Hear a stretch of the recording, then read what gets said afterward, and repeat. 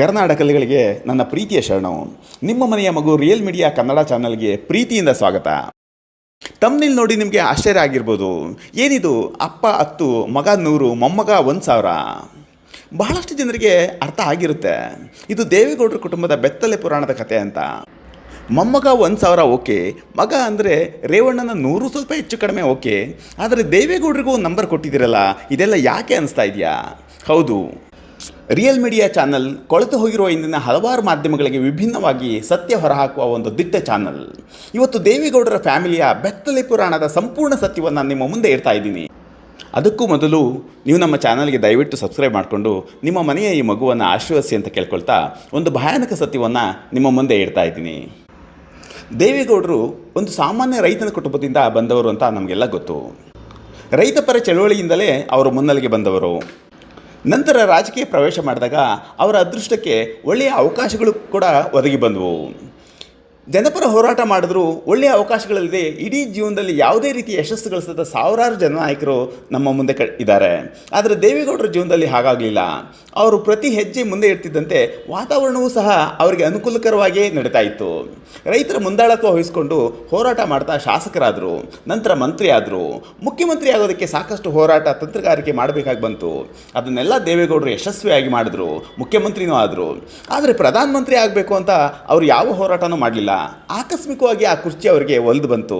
ಒಂದು ರೀತಿಯಲ್ಲಿ ಅದು ಅವರ ಜೀವನದಲ್ಲಿ ಬಂದ ದೊಡ್ಡ ಲಾಟ್ರಿ ಅಂತಲೇ ಹೇಳ್ಬೋದು.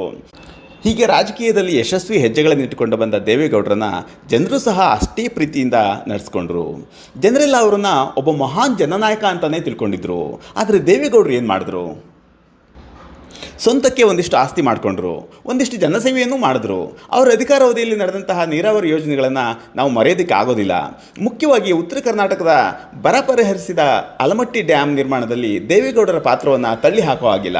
ಇಂತಹ ದೇವೇಗೌಡರು ತಮ್ಮ ಕುಟುಂಬವನ್ನು ಪ್ರೀತಿಸಿದಷ್ಟು ಈ ಸಮಾಜವನ್ನು ಪ್ರೀತಿಸಲಿಲ್ಲ ಅನ್ನೋದು ಅವರ ಇಡೀ ಜೀವನದ ನಡೆಗಳನ್ನು ನೋಡಿದಾಗ ಖಂಡಿತ ಅನಿಸ್ತೇ ಇರೋದಕ್ಕೆ ಸಾಧ್ಯನೇ ಇಲ್ಲ. ಅದಕ್ಕೆ ಕಾರಣ ಒಬ್ಬ ಅಜ್ಞಾನಿಯಾಗಿದ್ದ ಮಗನನ್ನು ರಾಜಕೀಯದಲ್ಲಿ ಬೆಳೆಸಬೇಕು ಅಂತ ದೇವೇಗೌಡರು ಮಾಡಿದ ಪ್ರಯತ್ನ ಇದೆಯಲ್ಲ, ಅದು ಅಷ್ಟಿಷ್ಟಲ್ಲ. ಇನ್ನೊಬ್ಬ ಮಗ ಸ್ವಲ್ಪ ಜಾಣನಾಗಿದ್ದರಿಂದ, ಅದಕ್ಕಿಂತ ಮುಖ್ಯವಾಗಿ ರಾಜಕೀಯಕ್ಕೆ ಬೇಕಾದ ಸಮಯಕ್ಕೆ ತಕ್ಕಂತೆ ಬಣ್ಣ ಬದಲಾಯಿಸುವ ಗುಣ ಹೊಂದಿದ್ದರಿಂದ ಮುಖ್ಯಮಂತ್ರಿಯೂ ಆದ. ಆದರೆ ಒಬ್ಬ ಮಗ ಅಂದರೆ ರೇವಣ್ಣ ಜಾಣನೂ ಅಲ್ಲ, ವಿನಯವಂತನೂ ಅಲ್ಲವಾಗಿದ್ದರಿಂದ ಆತನನ್ನು ಬೆಳೆಸೋದು ಕಷ್ಟದ ಕೆಲಸವಾಗಿತ್ತು. ಆದರೂ ದೇವೇಗೌಡರಿಗೆ ಪುತ್ರ ವ್ಯಾಮೋಹ ಇತ್ತು ನೋಡಿ. ಆತನನ್ನು ಬೆಳೆಸಲೇಬೇಕು ಅಂತಾನೆ ಇಡೀ ಹಾಸನ ಜಿಲ್ಲೆಯನ್ನು ಆತನಿಗೆ ಬಿಟ್ಕೊಟ್ರು. ಹಾಸನ ಜಿಲ್ಲೆಯನ್ನು ಬಿಟ್ಕೊಟ್ರು ಅಂತ ಹೇಳಿದ ತಕ್ಷಣ ದೇವೇಗೌಡರೇನು ಹಾಸನ ಜಿಲ್ಲೆಯನ್ನು ಖರೀದಿ ಮಾಡಿದ್ರ ಅಂತ ಕೇಳಬೇಡಿ. ಇಷ್ಟು ವರ್ಷ ಆ ಜಿಲ್ಲೆಯಲ್ಲಿ ನಡೆದ ವಿದ್ಯಮಾನಗಳನ್ನು ಗಮನಿಸಿದವರಿಗೆ ಆ ಕುಟುಂಬ ಇಡೀ ಹಾಸನ ಜಿಲ್ಲೆಯನ್ನು ಖರೀದಿ ಮಾಡಿರೋ ರೀತಿಯಲ್ಲಿ ನಡ್ಕೊಂಡಿರೋದು ಪ್ರತಿಯೊಬ್ಬರಿಗೂ ಅರ್ಥ ಆಗುತ್ತೆ. ಅದೊಂದು ಕಡೆ ಇರಲಿ ವೀಕ್ಷಕರೇ, ರೇವಣ್ಣ ಜಾಣನಾಗದಿದ್ದರೂ ಆತನನ್ನು ಸರಿದಾರಿಯಲ್ಲಿ ತರುವಂತಹ ಒಬ್ಬ ಸಂಗಾತಿಯನ್ನು ಜೊತೆ ಮಾಡಿದ್ರೆ ಎಲ್ಲ ಸರಿ ಹೋಗುತ್ತೆ ಅಂದ್ಕೊಂಡೆ ಸ್ವತಃ ದೇವೇಗೌಡರು ಭವಾನಿಯನ್ನು ಹುಡುಕಿ ಮದುವೆ ಮಾಡಿದರು. ಅದಕ್ಕೆ ಸರಿಯಾಗಿ ಭವಾನಿಯು ಅದನ್ನು ನಿಭಾಯಿಸ್ಕೊಂಡು ಹೋದರು. ದೇವೇಗೌಡರ ಪ್ರಭಾವದಿಂದ ರೇವಣ್ಣನಿಗೆ ಶಾಸಕ ಸ್ಥಾನ, ಮಂತ್ರಿ ಸ್ಥಾನ ಆರಾಮಾಗೆ ದಕ್ತು. ಯಾವುದೇ ವ್ಯಕ್ತಿಗೆ ತನ್ನ ಅರ್ಹತೆಗಿಂತ ದೊಡ್ಡ ಸ್ಥಾನ ಸಿಕ್ಕಿದರೆ ಏನು ಮಾಡ್ಬೋದು? ಅದನ್ನೇ ರೇವಣ್ಣ ಮಾಡಿದ್ರು. ಯಾವುದೇ ಆಸ್ತಿ ನೋಡಿದ್ರು ಅದನ್ನು ಪಡ್ಕೊಳ್ಳೋದಕ್ಕೆ ತನ್ನ ಬಳಿ ಇದ್ದ ಪುಡಿ ರೌಡಿಗಳು, ಪೊಲೀಸ್ ಇಲಾಖೆಯನ್ನು ಬಳಸ್ಕೊಂಡು ಭಾಳಷ್ಟು ಜನರ ಆಸ್ತಿಗಳನ್ನು ಕಬಳಿಸ್ಕೊಂಡ್ರು. ಜನರು ಮಾತ್ರ ಇದಕ್ಕೆ ವಿರೋಧ ವ್ಯಕ್ತಪಡಿಸಲೇ ಇಲ್ಲ. ಯಾಕಂದರೆ ಅವರ ವಿರುದ್ಧವಾಗಿ ಮಾತನಾಡಿದ್ರೆ ನಾವು ಬದುಕೋದೇ ಕಷ್ಟ ಎಂಬಂತಹ ಸ್ಥಿತಿ ಹಾಸನ ಜಿಲ್ಲೆಯಲ್ಲಿತ್ತು. ಇಲ್ಲೇ ಒಂದು ಕನ್ಫ್ಯೂಷನ್ ಸೃಷ್ಟಿಯಾಗುತ್ತೆ. ಅದು ಹೇಗೆ ರೇವಣ್ಣ ದಬ್ಬಾಳಿಕೆ ನಡೆಸೋಕ್ಕೆ ಸಾಧ್ಯ ಆಯಿತು ಅಂತ ಅನಿಸ್ಬೋದು. ಆದರೆ 100ರಲ್ಲಿ ಒಬ್ಬರ ಆಸ್ತಿ ಕಿತ್ಕೊಂಡ್ರೆ ಉಳಿದ 99 ಜನ ಜಾತಿ, ಪಕ್ಷ ಅಂದ್ಕೊಂಡು ದೇವೇಗೌಡರ ಕುಟುಂಬವನ್ನು ದೇವರು ಅಂತ ನೋಡ್ತಾ ಇದ್ದಿದ್ದರಿಂದ 99 ಜನರ ಶಕ್ತಿ ಮುಂದೆ ನೋವಿಗೀಡಾದ ಒಬ್ಬನ ಧ್ವನಿಗೆ ಬೆಲೆಯೇ ಇರಲಿಲ್ಲ. ಇನ್ನು ರೇವಣ್ಣನ ಮುಂದೆ ಯಾವುದಾದ್ರೂ ಹೆಣ್ಮಕ್ಳು ಕಾಣಿಸ್ಕೊಂಡ್ರೆ ಅವರ ಕತೆ ಮುಗ್ದೇ ಹೋಯಿತು ಅಂತಲೇ ಅಲ್ಲಿ ಜನ ಈಗಲೂ ಮಾತಾಡ್ಕೊಳ್ತಾರೆ. ಅಲ್ಲಿಗೆ ರೇವಣ್ಣ ಹುರಿದು ಮುಕ್ಕಿದ್ದು ಕೇವಲ ಆಸ್ತಿಯಲ್ಲ, ನೂರಾರು ಹೆಣ್ಣು ಮಕ್ಕಳ ಜೀವನವನ್ನೂ ಅಲ್ಲ, ಅದಕ್ಕಿಂತ ಹೆಚ್ಚೆ ಅನ್ನೋದನ್ನು ನನಗೆ ಪ್ರತ್ಯೇಕವಾಗಿ ಹೇಳಬೇಕಾಗಿಲ್ಲ. ಹೀಗಾಗಿ ರೇವಣ್ಣನಿಗೆ ಕೊಟ್ಟ 100 ಎಂಬ ನಂಬರ್ ಇದೆಯಲ್ಲ, ಅದು ಕಡಿಮೆ ಅಂತ ಅನಿಸಿದ್ರು ಕೂಡ ಸರಿಯಾಗಿ ಅಂತೂ ಖಂಡಿತವಾಗೂ ಇದೆ. ಇನ್ನು ಪ್ರಜ್ವಲ್ ವಿಚಾರಕ್ಕೆ ಬರೋಣ. ಹುಟ್ಟುವಾಗಲೇ ಬಾಯಲ್ಲಿ ಬಂಗಾರ ಸ್ಪೂನ್ ಇಟ್ಕೊಂಡು ಹುಟ್ಟಿದ್ದವನು ಪ್ರಜ್ವಲ್. ಆತನ ಬಾಲ್ಯ ಶ್ರೀಮಂತಿಕೆಯ ದರ್ಪದಲ್ಲಿಯೇ ಕಳೆಯಿತು. ಯಾಕೆಂದರೆ ಆತ ಸ್ವಲ್ಪ ದೊಡ್ಡನಾಗೋ ವಯಸ್ಸಿಗೆ ಅವರ ತಾತ ಪ್ರಧಾನಿಯಾಗಿದ್ದರು, ಅಪ್ಪ ಮಂತ್ರಿಯೂ ಆಗಿದ್ದರು. ಹೀಗಾಗಿ ಕಷ್ಟ, ಸುಖ, ಜೀವನ ಇದ್ಯಾವುದೂ ಗೊತ್ತಿಲ್ಲದೆ ಕೇವಲ ಮಜಾ ಮಾಡೋದೇ ಕಾಯಕ ಆಯಿತು. 28 ವರ್ಷ ಕಳೆದರೂ ಮದುವೆ ಆಗಿರಲಿಲ್ಲ. ಜನಸಾಮಾನ್ಯರ ಕಷ್ಟಗಳ ಬಗ್ಗೆ ತಿಳ್ಕೊಳ್ಳೋಕ್ಕೆ ಆತ ಯಾವ PhDನೂ ಮಾಡ್ಕೊಂಡಿರಲಿಲ್ಲ. ಆತ ಒಳ್ಳೆಯವನು ಕೆಟ್ಟವನು ಎಂಬ ಬಗ್ಗೆ ಆತ ಯಾವ ಹೆಜ್ಜೆ ಗುರುತುಗಳನ್ನು ಕೂಡ ಈ ಸಮಾಜದಲ್ಲಿ ಮೂಡಿಸಿರಲಿಲ್ಲ. ಆದರೆ ಈ ಸಮಾಜ ಏನು ಮಾಡ್ತು? ರೇವಣ್ಣನ ಮಗ, ದೇವೇಗೌಡರ ಮೊಮ್ಮಗ ಎಂಬ ಒಂದೇ ಕಾರಣಕ್ಕೆ ತಲೆ ಮೇಲೆ ಹೊತ್ಕೊಂಡು ಕುಣಿಸ್ತು. ಅಷ್ಟೇ ಅಲ್ಲ, ಯಾವುದೇ ಪರಿಜ್ಞಾನ ಇಲ್ಲದೆ ಇದ್ದರೂ ಆತನನ್ನು ಲೋಕಸಭೆ ಚುನಾವಣೆಗೆ ನಿಲ್ಲಿಸಿ ಗೆಲ್ಲಿಸ್ತು ಕೂಡ. ಒಬ್ಬ ಬಹುದೊಡ್ಡ ಅಜ್ಞಾನಿಯನ್ನು ಶಾಸಕರನ್ನಾಗಿ ಆಯ್ಕೆ ಮಾಡಿದ ಅದೇ ಜನ ಮತ್ತೆ ಮತ್ತೊಬ್ಬ ಅಜ್ಞಾನಿಯನ್ನು ಸಂಸದರನ್ನಾಗಿ ಆಯ್ಕೆ ಮಾಡ್ತು. ಜೀವನದ ಕಷ್ಟ ಸುಖಗಳು ಗೊತ್ತಿರುವ ವ್ಯಕ್ತಿ ಆದರೆ ತನ್ನ ಸ್ವಂತಕ್ಕೆ ಆಸ್ತಿ ಮಜಾ ಮಾಡಿಕೊಂಡು ಅಡ್ಡಾಡಿದ್ರೂ ಕೂಡ ಸ್ವಲ್ಪವಾದರೂ ಜನರ ಕಷ್ಟಗಳಿಗೆ ಸ್ಪಂದಿಸಬಲ್ಲ. ಆದರೆ ಅದು ಯಾವುದೂ ಗೊತ್ತಿಲ್ಲದ ಒಬ್ಬ ಅಜ್ಞಾನಿಗೆ ಅಧಿಕಾರ, ಹಣ ಎಲ್ಲವೂ ಸಿಕ್ಕಿದಾಗ ಆತ ಏನು ಮಾಡ್ಬೋದು? ಅದನ್ನೇ ಆತ ಮಾಡ್ದ. ಏಕೆಂದರೆ 28ರ ವಯಸ್ಸು, ಜೀವನದ ಯಾವ ಅನುಭವವೂ ಇಲ್ಲ, ಅಧಿಕಾರ ದರ್ಪ ಬಿಟ್ಟರೆ ಅವನ ಬಳಿ ಇನ್ನು ಯಾವ ಜ್ಞಾನವೂ ಇರಲಿಲ್ಲ. ಹೀಗಾಗಿ ಆತ ಆ ಸಮಯವನ್ನೆಲ್ಲ ತನ್ನ ದೇಹದ ಬಾಧೆ ತೀರಿಸ್ಕೊಳ್ಳೋದಕ್ಕೋಸ್ಕರ ಸಿಕ್ಕ ಹೆಣ್ಮಕ್ಳನ್ನ ಬಳಸ್ಕೊಂಡ. ಸಾವಿರಾರು ಕುಟುಂಬಗಳು ಇಂದು ರಾಜ್ಯದಾದ್ಯಂತ ಬೀದಿಗೆ ಬೀಳೋ ಹಾಗೆ ಮಾಡ್ದ. ಇಷ್ಟೆಲ್ಲ ಆದರೂ ಈ ಮೂರ್ಖ ತಾನು ತಪ್ಪೇ ಮಾಡಿಲ್ಲ, ಎಲ್ಲ ರಾಜಕೀಯ ಪಿತೂರಿ ಅಂತ ವಿಡಿಯೋ ಮಾಡಿ ಕಳಿಸ್ತಾನೆ. ಅದನ್ನು ಹೌದು ಅಂತ ನಂಬೋ ಮೂರ್ಖ ಜನರು ಸಹ ಇದ್ದಾರೆ. ಈಗಲೂ ಈ ಕುಟುಂಬವನ್ನು ವಹಿಸ್ಕೊಳ್ಳುವ ಶತಮೂರ್ಖರಿಗೆ ಒಂದು ಸತ್ಯ ಅರ್ಥ ಆಗಬೇಕು. ವಿಡಿಯೋ ಹೊರಬಿದ್ದಿದೆ ಅಂತ 1 ವರ್ಷದ ಹಿಂದೆಯೇ ಆತನಿಗೆ ಗೊತ್ತಿತ್ತು. ಅದಕ್ಕಾಗಿ ಅವುಗಳನ್ನು ಪ್ರಚಾರ ಮಾಡದಂತೆ ಕೋರ್ಟಿನಿಂದ ತಡೆಯಾಜ್ಞೆಯನ್ನು ತಂದಿದ್ದ.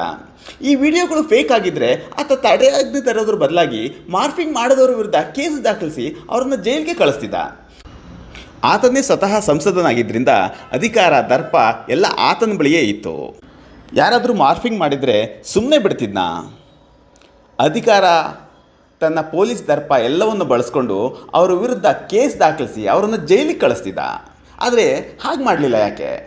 ಯಾಕೆಂದರೆ ಆ ಮೂರ್ಖನಿಗೆ ಗೊತ್ತಿತ್ತು ಇದು ಒರಿಜಿನಲ್ ವಿಡಿಯೋ ಅಂತಕ್ಕಂಥದ್ದು. ಆದರೆ ಈಗ ಹೇಳೋ ಕಥೆಯನ್ನು ನಂಬಿ ಅವ್ರನ್ನ ಬೆಂಬಲಿಸ್ತಾ ಇರ್ತಕ್ಕಂಥ ಶತಮೂರ್ಖ ಕೆಲವು ಜನರಿಗೆ ಅರ್ಥ ಆಗ್ತಾ ಇಲ್ಲ ಅಷ್ಟೇ. ಈಗಲೂ ಆ ಕುಟುಂಬವನ್ನು ವಹಿಸ್ಕೊಂಡು ಮಾತನಾಡ್ತಿರೋವಂಥವ್ರು ಎಂಥವರು ಅಂದರೆ ಸ್ವತಃ ಅವರ ಹೆಂಡತಿ ಮಕ್ಕಳನ್ನೇ ಈ ಕುಟುಂಬಕ್ಕೆ ಕರ್ಕೊಂಡೋಗಿ ಬಿಟ್ಟು ಬರುವಂತಹ ನೀಚರು. ಯಾಕೆ ಈ ಮಾತು ಹೇಳ್ತಾ ಇದ್ದೀನಿ ಅಂದರೆ, ಇವತ್ತು ಹರಾಜಾಗಿರೋದು ಪ್ರಜ್ವಲ್ ಅಥವಾ ರೇವಣ್ಣನ ಮರ್ಯಾದೆ ಅಲ್ಲ. ಯಾಕಂದರೆ ಮರ್ಯಾದೆ ಇದ್ದವರು ಯಾರೂ ಇಂತಹ ನೀಚ ಕೆಲಸ ಮಾಡ್ತಾನೆ ಇರಲಿಲ್ಲ. ಹರಾಜಾಗಿರೋದು ಇಡೀ ಕರ್ನಾಟಕದ ಜನತೆಯ ಮರ್ಯಾದೆ. ವಿಶ್ವ ಮಟ್ಟದಲ್ಲಿ ಕರ್ನಾಟಕ ಅಂದರೆ ಪೆನ್ ಡ್ರೈವ್ ಎಂಬ ಮಟ್ಟದಲ್ಲಿ ಸುದ್ದಿಯಾಗಿದೆ.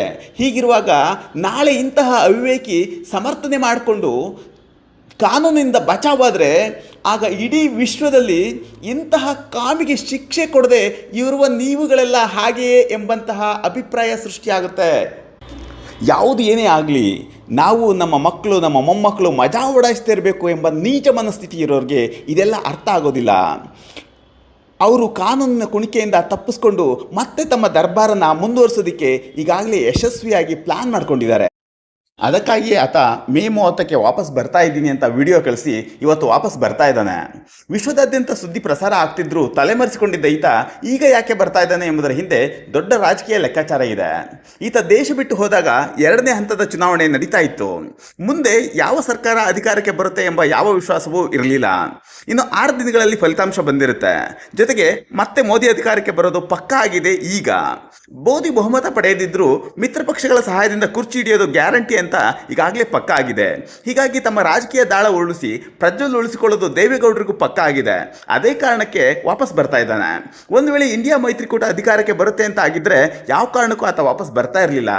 ಪ್ರಜ್ವಲ್ ವಾಪಸ್ ಬರ್ತಾ ಇರೋದರ ಸೂಚನೆ ಮೋದಿ ಸರ್ಕಾರ ಮತ್ತೆ ಅಧಿಕಾರ ಹಿಡಿಯುತ್ತೆ ಎಂಬುದರ ಲೆಕ್ಕಾಚಾರ. ನಂತರ ಏನಾಗುತ್ತೆ? ಒಂದಿಷ್ಟು ದಿನ ಬಂಧನದಲ್ಲಿಟ್ಟು ನಂತರ ಜಾಮೀನು ಸಿಗುತ್ತೆ. ಕುಮಾರಸ್ವಾಮಿ ಗೆದ್ದು ಕೇಂದ್ರದಲ್ಲಿ ಮಂತ್ರಿ ಆದರೆ ಮತ್ತೆ ಅಧಿಕಾರ ಕೈಗೆ ಬರುತ್ತೆ. ನ್ಯಾಯಾಲಯದಲ್ಲಿ ಕೇಸು ನಡೀತಾ ಇರುತ್ತೆ. ನ್ಯಾಯಾಲಯದಲ್ಲಿ ಶಿಕ್ಷೆ ಆಗಬೇಕು ಅಂದರೆ ದೂರುದಾರರು ಬಲವಾಗಿ ಹೋರಾಡಬೇಕು. ಆದರೆ ದೂರುದಾರರನ್ನು ಖರೀದಿಸಿಯೋ ಅಥವಾ ಅಧಿಕಾರ ಬಲದಿಂದ ಅವರ ಶಕ್ತಿಯನ್ನು ಕುಗ್ಗಿಸಿದರೆ ಅಲ್ಲಿಗೆ ಕೇಸ್ ಹಳ್ಳ ಹಿಡಿಯುತ್ತೆ. ನೋಡ್ತಾ ಇರಿ, ಈ ಲೆಕ್ಕಾಚಾರ ಇಟ್ಟುಕೊಂಡೇ ಪ್ರಜ್ವಲ್ ಇವತ್ತು ವಾಪಸ್ ಬರ್ತಾ ಇರೋದು. ಈ ಲೆಕ್ಕಾಚಾರಗಳೆಲ್ಲ ಸಾಮಾನ್ಯ ಜನರಿಗೆ ಅರ್ಥ ಆಗೋದಿಲ್ಲ. ನಾವೆಲ್ಲ ತತ್ವ ಸಿದ್ಧಾಂತ ಅಂತ ಹೊಡೆದಾಡ್ತಾ ಇರ್ತೀವಿ. ಆದರೆ ರಾಜಕಾರಣಿಗಳಿಗೆ ಯಾವ ತತ್ವ ಸಿದ್ಧಾಂತವೂ ಇರೋದಿಲ್ಲ.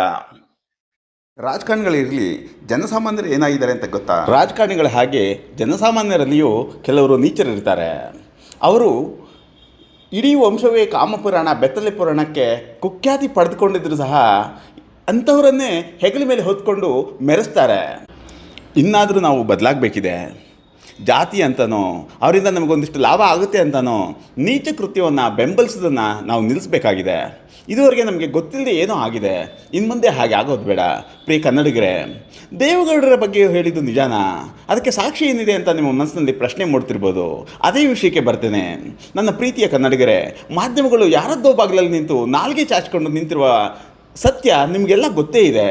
ಇಂತಹ ಪರಿಸ್ಥಿತಿಯಲ್ಲಿ ರಿಯಲ್ ಮೀಡಿಯಾ ಕನ್ನಡ ಚಾನಲ್ ಯಾವ ಅಂಜಿಕೆಗೂ ಬಗ್ಗದೆ ಸತ್ಯ ವರದಿಯನ್ನು ಪ್ರಕಟಿಸಿ ಅದು ಎಲ್ಲರ ಮನೆಯ ಬಾಗಿಲಿಗೂ ತಲುಪಲು ನಮ್ಮ ಚಾನಲ್ಗೆ ದಯವಿಟ್ಟು ಸಬ್ಸ್ಕ್ರೈಬ್ ಮಾಡಿಕೊಂಡು ಶೇರ್ ಮಾಡಿ ಅಂತ ಕೇಳ್ತಾ ದೇವೇಗೌಡರ ಪುರಾಣ ನೋಡೋಣ. ಇದು ನಾನು ಹೇಳ್ತಾ ಇರೋದಲ್ಲ, ಪವರ್ ಟಿವಿಗೆ ಪ್ರತ್ಯಕ್ಷ ನೋಡಿದವರೊಬ್ಬರು ಮಾತನಾಡಿರುವ ವಿಡಿಯೋ ತುಣುಕನ್ನು ಇಲ್ಲಿ ನಿಮಗೆ ತೋರಿಸ್ತಿದ್ದೇನೆ, ಒಮ್ಮೆ ನೋಡಿ. ಅಲ್ಲ, ಮಾಜಿ ಮಂತ್ರಿಗಳ ಮನೆಯಿಂದ ಈ ರೀತಿ ಅಂತ ಅನ್ಸಿದಾಗ ಏನಂತ? ಮಾಜಿ ಪ್ರಧಾನ ಮಂತ್ರಿನೇ ಅವತ್ತಿನ ಕಾಲದಲ್ಲಿ ವಿಡಿಯೋಗಳು ಇರ್ಲಿಲ್ಲ. ಈ ಯಾವ್ದೋ ಇದು ಫೋನ್ ಹೋಗಿನೋ ಟ್ಯಾಪ್ ಮಾಡೋದು ಇವೆಲ್ಲ ಇರ್ಲಿಲ್ಲ ಅವತ್ತಿನ ಕಾಲದಲ್ಲೇ. ಲಕ್ಷ್ಮಮ್ಮ ಅಂತ ಹೇಳ್ಬಿಟ್ಟು ಅವ್ರ ಜೊತೆಯಿಂದ ಅವತ್ತೇ FIR ಆಗಿದ್ದಂತ ಕೇಸ್ಗಳನ್ನ ಪುಟ್ಟಸ್ವಾಮಿಗೌಡ್ರ ಬಾಯಲ್ಲಿ ಕೇಳಿದ್ದೀನಿ ನಾನು. ಯಾರ ಬಗ್ಗೆ ಇದು? ದೇವೇಗೌಡ್ರೆ. ಲಕ್ಷ್ಮಮ್ಮ ಅಂತ ಅವ್ರ ಸ್ವಂತ ನಾದಿನೇ ಬಿಟ್ಟಿಲ್ಲ ಸರ್, ಅವರು ಕುಟುಂಬ ಸ್ವಂತ ನಾದಿನೇ ಬಿಟ್ಟಿಲ್ಲ ಲಕ್ಷ್ಮಮ್ಮ ಅಂತ ಹೇಳ್ಬಿಟ್ಟು. ಹೂ ಮರ ಸಾವಿತ್ರಮ್ಮನನ್ನು ಬಿಟ್ಟಿಲ್ಲ ದೇವೇಗೌಡರು. ಅದ್ರದ್ದು ನಾವು ಹಿಸ್ಟ್ರಿ ತೆಗ್ಸಿದ್ರೆ FIR ಕಾಪಿ ಸಿಗುತ್ತೆ, NCR ಕಾಪಿ ಸಿಗುತ್ತೆ. ಅದು ಸಾವಿತ್ರಮ್ಮ ಅಂತ ಹೂ ಮರ ಸಾವಿತ್ರಮ್ಮನ್ನೇ ಬಿಟ್ಟಿಲ್ಲ. ಪುಟ್ಟಸ್ವಾಮಿಗೌಡ್ರ ಇತ್ತು ಅದು ಒರಿಜಿನಲ್ NCR ಕಾಪಿ. ದೇವೇಗೌಡ್ರೆ ಬಿಟ್ಟಿಲ್ಲ, ಇನ್ನು ಅವ್ರ ಮಕ್ಳು ಬಿಡ್ತಾರ ಸರ್? ಅಂತ ಅಯೋಗ್ಯರು ಅವರು, ಇಡೀ ಕುಟುಂಬನೇ ಅಯೋಗ್ಯರು. ಪ್ರಿಯ ವೀಕ್ಷಕರೇ, ಈ ಬೆತ್ತಲೆ ಪುರಾಣ ತಲೆಮಾರಿನಿಂದ ಬಂದಿದೆ. ಇವರಿಗೆ ಈ ಭೂಮಿಯ ಮೇಲೆ ಒಬ್ಬ ಮನುಷ್ಯರೆಂದು ಗುರುತಿಸಿಕೊಳ್ಳುವ ಯಾವ ಯೋಗ್ಯತೆಯೂ ಇಲ್ಲ. ಈಗ ನಿಮಗೆ ಅರ್ಥ ಆಗಿರ್ಬೋದು, ಅಪ್ಪ 10 ಮಗ 100 ಮೊಮ್ಮಗ 1000 ಅನ್ನೋ ಶೀರ್ಷಿಕೆಯಲ್ಲಿ ಅರ್ಥ ಇದೆ ಅಂತ ನಿಮಗೆ ಮಂದಟ್ಟಾಗಿದೆ ಅಂದ್ಕೊಳ್ತೇನೆ. ಹಾಗಿದ್ದರೂ ಇವರು ಕಾನೂನಿನ ಕುಣಿಕೆಯಿಂದ ತಪ್ಪಿಸ್ಕೊಳ್ತಾರೆ. ಕಾನೂನು ಏನು ಮಾಡುತ್ತೋ ಗೊತ್ತಿಲ್ಲ, ಆದರೆ ನಾವುಗಳು ಮಾತ್ರ ತಿರಸ್ಕಾರ ಮಾಡಲೇಬೇಕು. ಇಲ್ಲವಾದರೆ ಮಾನವ ಸಂಬಂಧಗಳಿಗೆ ಯಾವುದೇ ಬೆಲೆ ಇರೋದಿಲ್ಲ. ಇಡೀ ಮನುಕುಲವೇ ಪ್ರಾಣಿಗಳಿಗಿಂತ ಕೀಳಾಗಿ ಹೋಗುತ್ತೆ. ಹಾಗಾಗಬಾರ್ದು ಅಂದರೆ ನಾವು ಸತ್ಯ ಯಾವುದು ಸುಳ್ಳು ಯಾವುದು ಅನ್ನೋದನ್ನು ಅರ್ಥ ಮಾಡಿಕೊಂಡು ಜಾತಿ ಪಕ್ಷ ಅಥವಾ ಇನ್ನೊಂದು ಯಾವುದೋ ಕಾರಣಕ್ಕೆ ತಪ್ಪು ಮಾಡಿದವರನ್ನು ಸಮರ್ಥನೆ ಮಾಡ್ಕೊಳ್ಳೋದನ್ನು ಬಿಟ್ಟು ನಮ್ಮವರೇ ತಪ್ಪು ಮಾಡಿದ್ರು ಅದಕ್ಕೆ ಚೀಮಾರಿ ಹಾಕೋದನ್ನು ಕಲಿತಾಗ ಮಾತ್ರ ಈ ಸಮಾಜ ಉಳಿಯೋದಕ್ಕೆ ಸಾಧ್ಯ. ಅಂತಹ ಕೆಲಸವನ್ನು ನಾವು ಈಗಲಿಂದಲೇ ಆರಂಭಿಸೋಣ. ಈ ವಿಡಿಯೋನ ಸಾಧ್ಯವಾದಷ್ಟು ಎಲ್ಲರಿಗೂ ಶೇರ್ ಮಾಡಿ. ಸಮಾಜವನ್ನು ಆರೋಗ್ಯವಂತವಾಗಿ ಇಡಬೇಕು ಅನ್ನೋ ನಮ್ಮ ಹೋರಾಟಕ್ಕೆ ನೀವೆಲ್ಲರೂ ಆಶೀರ್ವಾದ ಮಾಡ್ತೀರಿ ಎಂಬ ನಂಬಿಕೆಯೊಂದಿಗೆ ನಾವು ಇನ್ನೊಂದು ವಿಡಿಯೋದಲ್ಲಿ ಸಿಗೋಣ ಅಂತ ಹೇಳ್ತಾ ವಿಡಿಯೋ ನೋಡಿ ಬೆಂಬಲಿಸಿದ್ದಕ್ಕಾಗಿ ನಿಮಗೆಲ್ಲ ಶರಣಾರ್ಥಿ.